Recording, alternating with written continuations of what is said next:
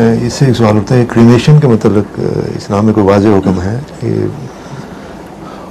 یہ تو واضح ہے کہ آگ اور آگ سے جلنے کے خلاف قرآن کریم میں ایسا واضح بار بار تذکرہ موجود ہے کہ لاشیں جلا دینے کا کوئی رواج، کوئی سنت اس کی نہیں ملتی، تمام انبیاء کی تاریخ میں نہیں ملتی. لیکن ایسی مناہی کہ اگر کوئی لاش کو جلائے گا تو جہنم میں جائے گا، یہ نہیں ہے.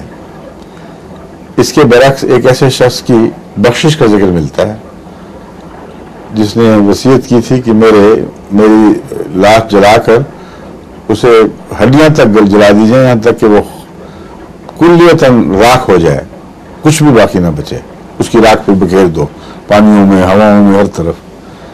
اس کا ذکر ملتا ہے کہ پھر اللہ تعالیٰ نے اسے معاف فرما دیا. کیوں؟ اس لیے کہ وہ ڈرتا تھا خدا کی پکڑ سے.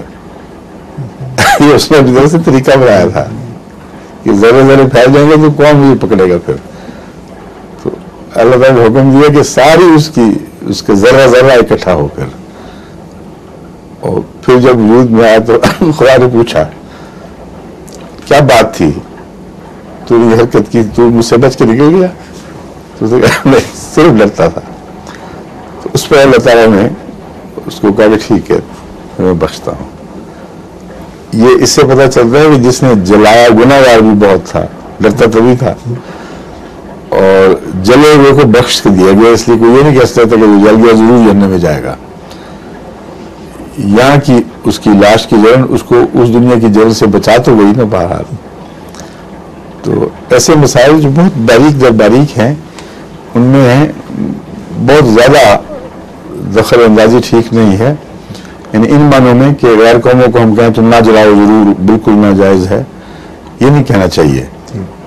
مگر سنت جو ہے ایسی سنت جس پہ صدیوں سے بلا استثناء عمل ہوا ہے، اور وہ سنت جو پہلے انبیاء کی بھی تھی، وہ تدفین کی ہے. ٹھیک ہے.